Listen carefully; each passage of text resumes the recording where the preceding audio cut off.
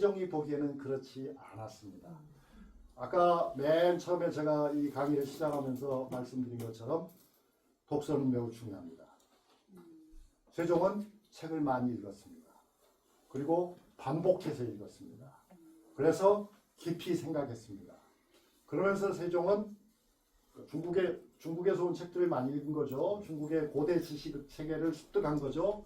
그러면서 그 사고 방식을 가지고 우리의 역사를 세종은 평가한 것입니다. 자, 길게 하면 복잡하니까 간단하게 잘라서 얘기하겠습니다. 세종이 늘 통탄한 것은 뭐냐면 우리나라에는 충신이 없다는 사실입니다. 우리나라에는 충신이 없었다.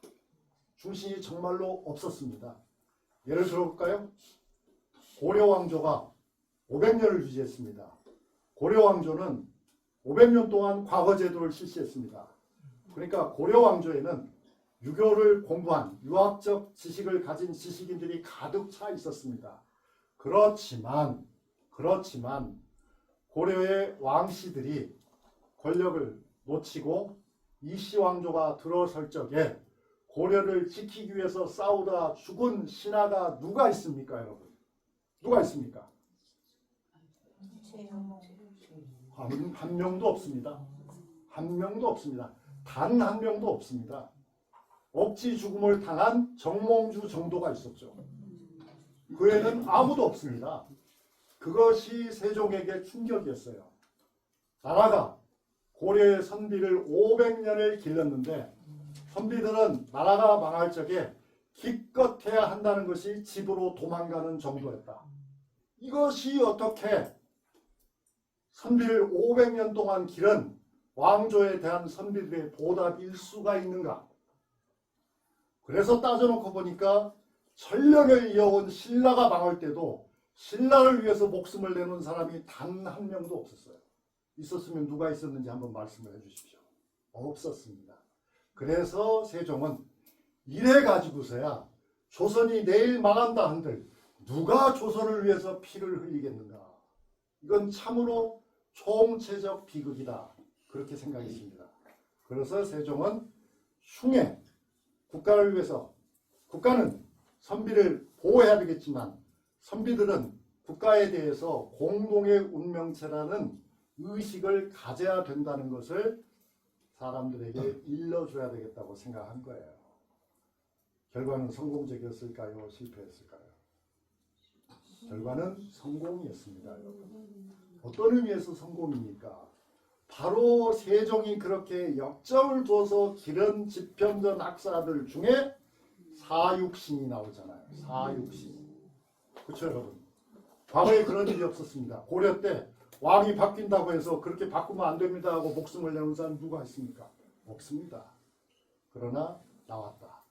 임진왜란이 일어났을 적에 선비들이 도망간 사람도 있지만 어떻게 한 사람들이 많습니까? 의병을 일으킨 사람이. 고려시대 의병이 어디 있습니까, 여러분? 달라졌다. 그렇게 되었다.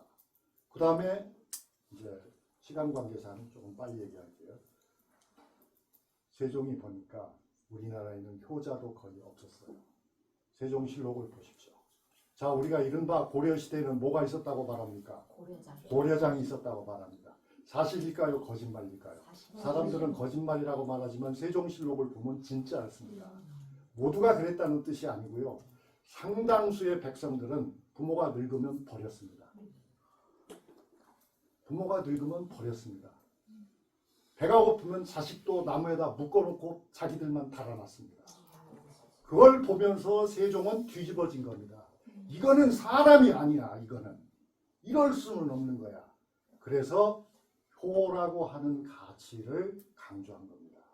그럼 열은 또 뭐 했겠습니까? 고려시대나 조선시대 초기까지는 이혼이 많았습니다. 이혼만 많은 것이 아니라 많은 양반의 여성들은 삼혼, 사혼도 했습니다. 삼혼, 사혼. 3번, 4번도 시집을 갔습니다. 여러분이 상상도 못하신 거죠. 그랬습니다. 그것도 남편이 죽어서만 간 것도 아닙니다. 눈이 맞으면 그냥 그렇게도 했습니다. 뿐만 아니라 많은 남성들은 서울에서 결혼하고 지방에 발령받아서 관료 가면 거기 가서 또 결혼하고 큰 집 작은 집이 없었습니다. 그래서 우리 그 실록에 보면 나오는 표현이 병처입니다. 병처. 병은 나란히 병자입니다. 그러니까 누가 아내고 누가 첩인지를 구별을 못해요. 그러한 상황으로 우리가 살았기 때문에 그러면 그분이 그걸 속이고도 삽니다. 나중에 죽고 나면은 재산을 나눠야 되니까 그 형제들은 사실상 이복 형제들인데 어떻게 되겠습니까, 여러분? 소송이 끊일 날이 없습니다. 소송이. 그리고 사촌 간의 연애 소동, 뭐 육촌 간의 연애 소동은 뭐 그건 비일비재합니다. 그래서 세종이 생각한 것이 이거는 아니다. 이렇게 하니까 나라가 엉망진창이다. 그래서 열이라고 하는 가치를 들고 나왔어요. 충효열. 그래서 충신도 길이고 효자도 길이고 연려도 길이고 그렇게 수백 년을 하다 보니 나중에 조선이 끝날 무렵에는 어떻게 되는 겁니까, 여러분? 약혼만 하고 죽었어도 약혼녀는 시집을 못 가는 거죠. 연려문을 세우는 거죠.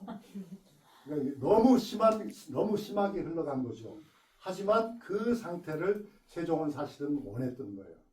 세종은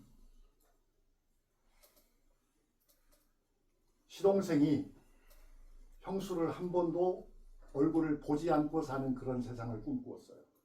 세종은 7, 8살이 되면 사촌 남매 간에도 이성 간에는 한 번도 만나지 않고 사는 세상을 꿈꾸었어요.